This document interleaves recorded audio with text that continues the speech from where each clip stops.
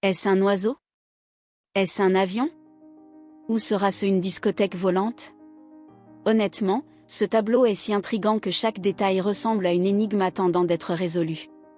Aujourd'hui, nous explorerons Les Ambassadeurs, un chef-d'œuvre créé par Hans Holbein le Jeune en 1533. Pleine de symbolisme, de techniques impressionnantes et de messages cachés, cette œuvre nous transporte directement dans le contexte politique et religieux de l'Europe de la Renaissance. Mais avant d'entrer dans les détails, qui sont les hommes que nous voyons dans ce tableau?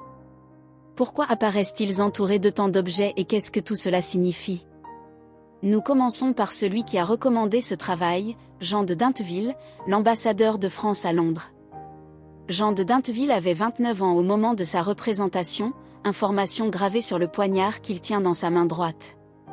Ce poignard n'est pas seulement un symbole de statut social, mais reflète également le pouvoir et la responsabilité qu'il a exercé en tant que diplomate pendant une période mouvementée de l'histoire européenne. Regardez bien le poignard, ce n'est pas qu'un simple détail. Holbein a utilisé des feuilles d'or pour mettre en valeur les parties métalliques, et le généreux pompon situé en dessous a une texture si réaliste qu'il semble prêt à être touché. Jean fut envoyé à Londres en 1533, à l'un des moments les plus critiques de la politique européenne. Le roi Henri VIII d'Angleterre a ordonné l'annulation de son mariage avec Catherine d'Aragon, mais le pape Clément VII a refusé d'accorder l'annulation.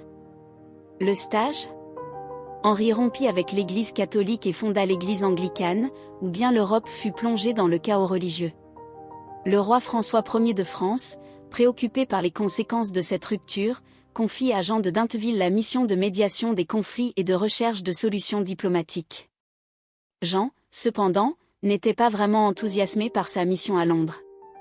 Dans des lettres envoyées à sa famille, il décrit sa mélancolie et son mécontentement, se décrivant comme « l'ambassadeur le plus fatigué du monde ».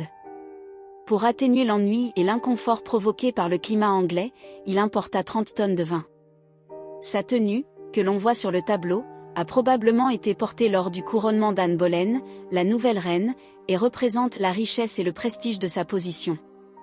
Aux côtés de Jean, on retrouve Georges de Selve, un ami proche et également un homme influent de l'époque. Georges, photographié âgé de 25 ans, était évêque de Lavaur et partageait les mêmes préoccupations politiques et religieuses que Jean. Bien que sa présence à Londres ne soit pas aussi bien documentée, on pense qu'il était là pour renforcer le message d'unité entre la France et l'Angleterre face au chaos religieux. Passons maintenant aux détails du tableau. Entre les deux hommes se trouve une table à 2 étages remplie d'objets. Rien n'y est laissé au hasard. Chaque élément a été soigneusement choisi par Holbein pour transmettre des messages profonds. Sur l'étagère supérieure, nous voyons des instruments scientifiques liés au ciel, comme un globe céleste, un cadran solaire et d'autres instruments de mesure. Ces objets représentent le cosmos et la recherche d'ordre et de compréhension dans l'univers. Cependant, si l'on y regarde attentivement, on remarque que certains de ces instruments sont progressivement désalignés, révélant le chaos et l'instabilité qui planaient sur l'Europe à cette époque. L'étagère du bas représente le royaume terrestre. Ici, on voit un globe mettant en valeur la France, patrie de Jean, ainsi que des livres, un luth à cordes cassées et un cantique luthérien.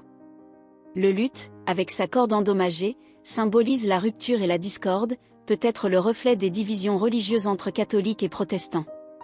Le cantique luthérien est une référence directe à la réforme protestante dirigée par Martin Luther. Le sol en marbre à motif rappelle celui de l'abbaye de Westminster, symbole de pouvoir et d'histoire. Le choix de cet élément peut être interprété comme une tentative de relier le tableau au contexte anglais, mais sert également à renforcer le thème de l'équilibre entre le céleste et le terrestre. Parlons maintenant du détail le plus intrigant du tableau, les crânes anamorphosés. Au premier abord, cela ressemble à une tache abstraite, mais quand on regarde le tableau sous un angle précis, on se rend compte qu'il s'agit d'un crâne humain, parfaitement déformé. Cet élément est connu sous le nom de « memento mori », expression latine qui signifie « souviens-toi que tu vas mourir ». Ce détail est plus qu'un simple exercice technique de Holbein, il véhicule un message profond sur la mortalité. Peu importe à quel point vous êtes riche ou influent, la mort est importante. Le crâne anamorphique est un rappel constant du caractère éphémère de la vie et de la nécessité de chercher le salut. Et en parlant de salut, il y a un autre détail subtil mais puissant dans le tableau, un petit crucifix caché derrière le rideau vert. Cette référence à la foi chrétienne renforce l'idée selon laquelle, même au milieu du chaos politique et religieux, la foi était considérée comme un point d'ancrage pour l'humanité.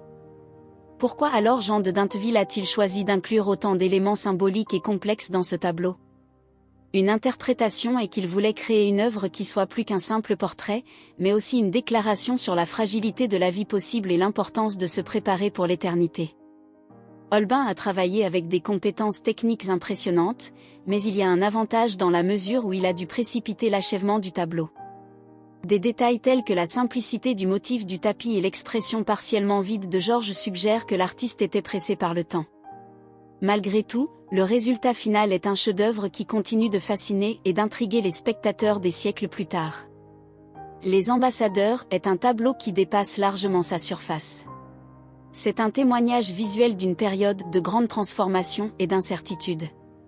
Chaque détail, des instruments scientifiques au crâne anamorphique, nous invite à réfléchir sur l'équilibre entre connaissance, pouvoir et mortalité.